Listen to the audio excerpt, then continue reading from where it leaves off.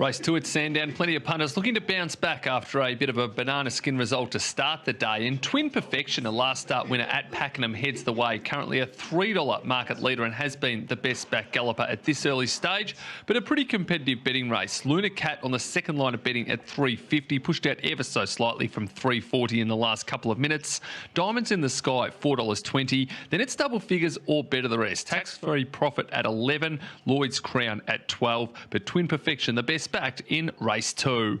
What are you really gambling with? For free and confidential support, call the number on screen or visit the website. Missed your favourite show? Head to the racing.com website or app and watch what you want when you want it. Second event of the day here at Hillside, the Evergreen Turf Handicap over 1,000 metres. This is a benchmark 70. Horse 7, Yulong Minister, is the scratching last year. Sessions Road, the race was a benchmark 78 Hawks, and Damien Thornton defeating Zipping Boy and Elite Legacy. We've got ourselves 7 runners. The first of them is Bifrost, and Blake Shin takes the ride for Emily and David Brown. The horse is first up here, BZ. I think he's suited at this track and distance. He can balance up from that inside draw. He's trialled up quite well. The booking of Blake Shin, I think, signals some intent as well, and he tends to race well fresh. He's a big, strong, powerful boy, and he's got some good base fitness, good muscle definition for his first up run. I think he'll come on fitness-wise from the run, but he always does carry that little bit of condition. He's such a big, strong boy, and he looks like he's got some nice spring in his step, ready to go first up. 2 Diamonds in the Sky joins the Gavin Bedgood stable, and as soon as you utter those words, you got to respect what this horse might do first up. And then you look at a recent jump out at Cranbourne, and I think he's got her very forward. She hasn't won first up previously, but he may be taking a different approach with this mare by Zoostar, and considering she's a recent purchase, I'd assume she's going to come to the races ready to rock and roll. She was very speedy in a fast jump out at Cranbourne. I think she's going to be at the front of the field and very hard to beat here. She's very composed for her first up. I've seen her with a little bit more attitude in the yard. She's stepping out really well. I think she's got a really good base of fitness, a bit like Bifrost, BZ, but I think there's some improvement to come, but there's muscle definition there. She's got a great attitude, and I think she's done enough for this short course first up. 3 Tax-free Profit got itself for win on the King's Birthday Monday meeting. That was the last time Jamie Mott was aboard. He's a 1,000-metre specialist, but he often needs things to go his way because his racing pattern is he doesn't show generally a lot of speed out of the barriers, and then he looks to work home strongly late. Now, whether this race is going to shape up well for him, time will tell, but he's going to need to stay in touch with some of these speed horses because he does have a big finish. He's been maintained well throughout the preparation. He was at peak fitness a while ago when I saw him, and I'd say he's held that rating and condition since. He doesn't look like he's training off to any extent, so quite a typical parade this stage of the campaign from Tax-free Profit. Lloyd's Crown finished in front of Tax-free Profit at Werribee. He is a specialist at this trip, and he also likes this track as well, having 5 starts for 2 victories at Sandown on the Hillside circuit.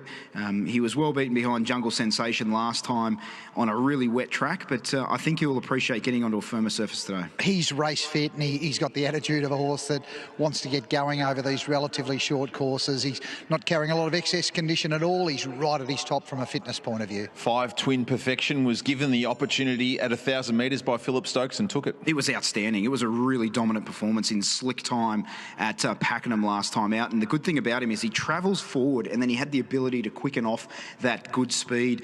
He should roll into a forward position here, and he's going to be awfully hard to beat. He's holding good condition at this stage of the preparation, and he doesn't turn a hair in the mounting yard. He's got a great attitude. Nothing phases him. He does wear the red earmuffs, but even without them, you'd think he'd be quite composed. He's nice and fit, stepping out well. Nothing's phasing him. He looks good. 6 Zavaboom's an interesting runner. Goes Tony Golan to Julius Sandu, and only 3 runs back, was 3.5 lengths off King Carper, who's won a Hinkler and certainly looks like he's got more capability. Even though he didn't win last preparation, there's a lot of merit to all of his runs up in Brisbane, and while it's difficult to line up the sort of depth of that form compared to what he takes on here, I think he's a high-quality sprinter. Julius has been very coy with the horse in his jump outs. He hasn't shown his cards at all to this point in time, so it's not like he's let him rip publicly and we know what he's got. He was a firmer in early markets, and it's continued to firm again, so I'd be very wary of Zavaboom here. Despite being quite keen and on the toe in the mounting yard, Julius parading with him on the alternate side for the majority of the parade. He's getting a little bit warm behind, getting straight up with the pony. May well be the the habit of the horse and what's been transferred from the Gollan stable to here. I don't have a history on him, but does look forward enough for this trip, but certainly up on the toe, ready to go. Julius, coy and calculating. Come on, BZ, I'm not buying that. Yeah, he does a good job with his horses, and he's kept this one under wraps, that's for sure. 7's a scratching, 8 Luna Cat. Pretty clear where she's going to be in the run, and it's going to be a watch for her late. Yeah, first up last preparation, she ran really well at this track and trip behind No Way Ever and Unflinching, and $130,000 benchmark 70 on a Saturday. So that shows what she can do under these similar conditions.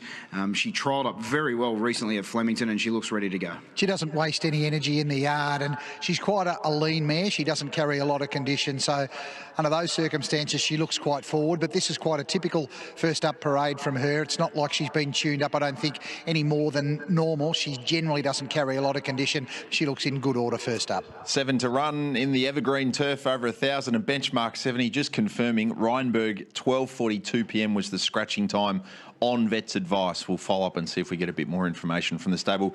BZ, Diamonds in the Sky, one of your best of the day. Yeah, here. I was quite keen on her, but it seems as though the betting's saying that I might be on the wrong tram and she might need the run or be improved. But I thought this race sets up very well for her if she's ready to go. She's got good natural speed.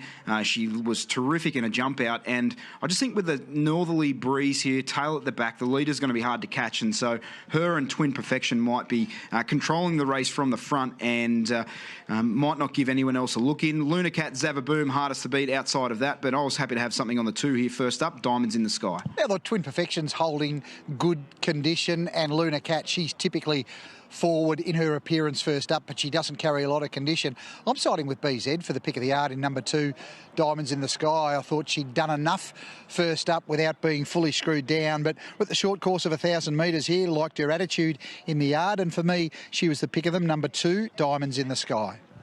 A terrific betting race here. Your favourite Twin Perfection just pushed out slightly since we last looked at the market from $3 to $3.30. Luna Cat $3.60 into $3.40 has been well backed late in betting. The on-top selection from BZ, Diamonds in the Sky, now a $5 chance. Then a bit of a jump. Tax-free profit 11 into $9.50 on race day. Similar story with Lloyd's Crown. We've got Zavaboom, the outside of the field, but has been $15 into 12 through the week and subsequently 12 into 10 on race day. So as you can see, not much between them from a betting perspective. Twin Perfection, a $3.40 favourite. Luna Cat, the best backed runner late. And if you're having to bet at Sandown today through your Ladbrokes app, simply punch in the code NEW. And if your fixed odds selection runs second, third or fourth, get bonus cash back up to $50. What are you really gambling with? For free and confidential support, call the number on screen or visit the website. Philip Stokes joins us pre-race with Twin Perfection, looking for back-to-back victories. Philip, appreciate your time. Tell us the decision to go to the 1,000 metres on the synthetic at home a few weeks ago. Was it something in terms of the distance option that you'd been mulling over for a period of time, or it was just a case of that the right race came up at the right time? No, we thought about it and just thought back to the 1,000. When he gets to the 1,200, he can get a bit keen and doesn't finish off as well. So back to the 1,000 obviously worked. He got a track record there, and he paraded beautifully again, so hopefully he can produce that sort of run. What do you think that performance has perhaps unlocked in the horse in terms of both potential and your understanding of him in terms of how you might place him from here? Yeah, well, I look, he looks well placed in this today. He probably doesn't want to track much softer than this. 2 starts ago at Geelong, he didn't enjoy it, but he's drawn to get the right run down the middle there, so all things equal, we're quietly confident. Is Brian someone who's had a chance to do much work with him at home? Yeah, he's ridden him in track work and that, and knows the horse well. Good luck. Thank you. There's a bit of confidence from Philip Stokes with Twin Perfection, who was switched back to 1,000 metres last start, and he was very effective taking out quite a strong race for a Pakenham synthetic contest last time out. He is equal favourite now with a Luna Cat from the Lindsay Park stable at $3.40. But this is a competitive contest for the 1,000 metres here, Nige. And pick 7 data on our screen with Luna Cat, the favoured way, about 40% of the entrants. They're trying to get the first leg right, but what happens to the final event of the day? Because Rheinberg, I dare say, would have been a very, very popular selection. Maybe second only to Time Quest, who we saw is the most popular pick of the day in the second last. I think a lot of punters are going to chime in to blow in, though, as well. Now that Rheinberg's come out, he was a good run first up. Craig Williams on second up, 1,400 metres. There is a bit to like about him. He has drawn barrier 1, which mightn't be the place to be by the end of the day, but I'm happy to adjust my selection on to blow in the last. I think most of the people that participated in the pick next 7 today. I'm just glad the first race is out of the way. It's been a day to be nimble and agile, those wonderful words of the last couple of years. BZ, you and Warren were both keen on Coriolis, the filly for Godolphin, who was scratched from the fourth event of the afternoon, which still remains a pretty competitive affair with discerning Welly Bell, and she's pretty rich, certainly pretty evenly matched in that contest as well. And we spoke about it at the beginning of the program as well. Despite those scratchings, it is a meeting that's come up with some good depth and a touch of quality about it as well. Yeah, race number 5 for the 3-year-olds is a really good contest as well, with Metrical favourite off a strong maiden win at Bendigo last time out, but a few horses coming back from Saturday meetings at Flemington recently, so that gives you an indication of the strength of the card here today. A real challenge for Metrical, I suppose, but gee, when you look at the midfield performance behind Prowess in New Zealand before coming here, and you'd only assess him on what he's done since he's been here, and he was arguably unlucky his first Australian start and did what he had to do next start. He looks up to this grade to me. Racing heading back to the Valley for the first time in a few months on Saturday. Certainly looking forward to getting back out there for another meeting, as it's had a little bit of a winter break, a well-deserved one as well. Loading process underway here for the Evergreen Turf Handicap over 1,000 metres. Matt Hill, your caller. Cat going in.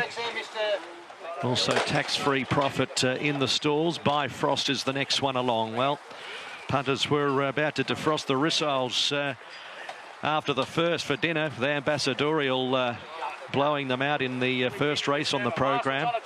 The last one comes forward, Diamonds in the Sky. Diamonds in the Sky coming along to complete the line here for the running of the second race. Twin Perfection firming in very late into 3.1 on the board. Gates are back and away they go.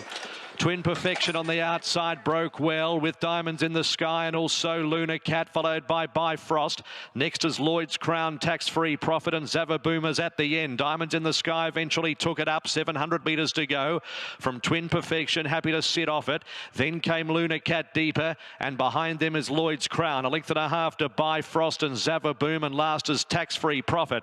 Around the turn, 500 to go, marginally off the rails. Diamond in the Sky, led by about a length and a half to Twin Perfection, Lloyd's Crown, and they were followed by Luna Cat the outside. Tax-Free Profit is up over on the far side from Zavaboom, but Twin Perfection moved up and headed off Diamonds in the Sky. Luna Cat's the threat, and then came Lloyd's Crown. Twin Perfection with 150 metres to go from Luna Cat, Diamonds in the Sky. Twin Perfection, 3/4 of a length, racing well. Twin Perfection won it, a half length. Luna Cat second, Diamonds in the Sky, Lloyd's Crown, Tax-Free Profit, and then came Zavaboom and Bifrost.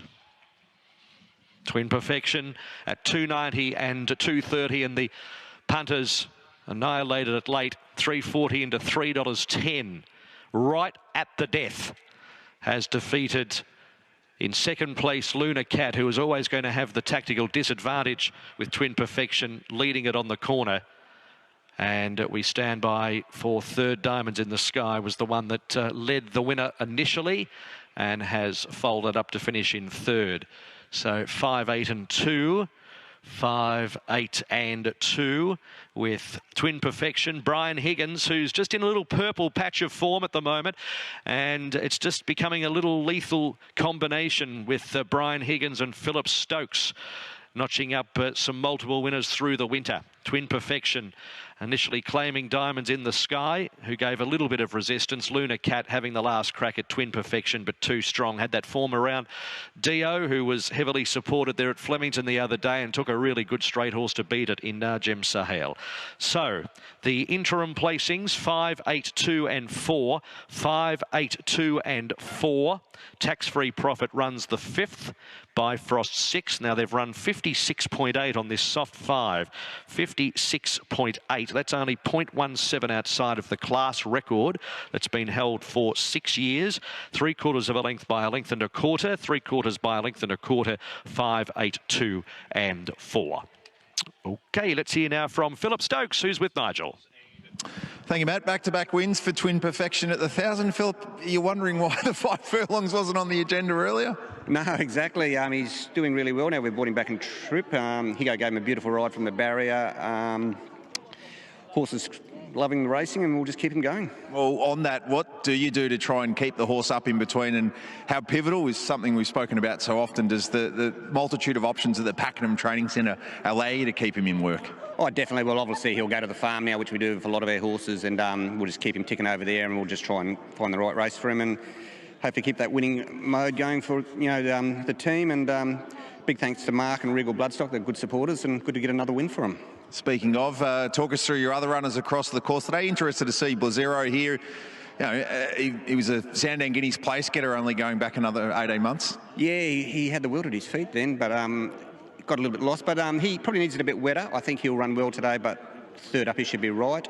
Regal Asmon was a good win back at Sale the other day, so he looks well placed here. And Brave Star in the last. I think now the favourites come out, he might come into the race. So, and then we've got What a Loan at Murray Bridge, I think, is a chance. For those who didn't see the camera, Philip Stokes' facial expression certainly lighting up with the scratching of Reinberg, which I think is probably the case for everyone who's got a dog in the fight in the last. Philip, well done with Twin Perfection. Thank you. Very slick time here when they've broken 57 seconds for 1,000 metres. So 56.8 is well inside the standard time for a soft track, which is 58.06. And the soft track, standard track time for a good track is 57.06. So that gives you a bit of an indication of where this surface is at. Yes, it is throwing up a fair bit of fill in the home straight, but it's certainly not wet. It is very firm and probably edging towards a good surface. But nice performance here from Twin Perfection, Warren, who had the race fitness compared to Diamonds in the Sky, and that showed at this stage, but thought he was very brave to hold off Luna Cat, who we know has got a big finish on her. Yeah, I think a fit specialist now 1,000-metre horse sitting outside the lead had that lovely race fitness and was able to hold on. Luna Cat ran as well as you could probably expect from her. And on the line, Diamonds in the Sky, who no doubt that run will help bring her on, but she was there to be challenged, and Twin Perfection got the better of her quite quickly. But in the end, she stuck on quite well. So I think Gavin Bedgegood would be pleased enough with the performance of Diamonds in the Sky, and she'll derive some good benefit fitness-wise from that. Brian Higgins has had the opportunity to partner this galloper last time out when it won at Pakenham on the synthetic track, and he backs up with another victory here. He's now with Nigel. There's a few jockeys in better form the back half of July 2023 than Brian Higgins. He keeps it going here with Twin Perfection. And Brian, something been unlocked in this horse, getting to 1,000 metres. What do you put it down to? Not sure. Philip's obviously a astute trainer and he's got him in fine order, but I think just sticking to the shorter trips has been the key. You can get away with riding a touch aggressive on it and still very strong late. So I think that's the key. And firmer surface too, I think, is a big bonus as well. So on that, being able to ride the horse with a bit more aggression, sort of the horse that can hold a level of speed rather than having a real change of gears or acceleration? Yeah, although then I was able to sit off the other one, but we were still pretty aggressive in the run. I felt like they were still running time, and he still come up underneath me and actually had to turn a foot late. So it's a good asset to have, and it'll win more races than not. Were you surprised at all that you had Luna Cat and Damien Oliver sort of to your outside, given, I guess, the expectation of that horse fresh that it was going to be at least a couple of pairs back in the smaller field? Yeah, I was aware it was there. You can always hear Ollie, so I knew exactly where he was. But I was confident in my horse a long way out. You know, it's just one of those races where I felt like I was in control from word go, and even before he straightened, I thought I'd be on the winner, and I thought Ollie would have to do a pretty good job to come off my back and reel me in. So full credit to Phil and his team. I appreciate all the opportunities they've been giving me of late, and Zach Spain's been on holiday, so I've been the beneficiary of that, of this horse more so, but I appreciate everything they give me. There are opportunities you're capitalising on. Well done. Cheers, thank you. Brian Higgins having a spectacular finish to the racing season here. Gets himself another win with Twin Perfection in the second. Hope you're enjoying your Wednesday here on Racing.com. Action from Murray Bridge on the other side.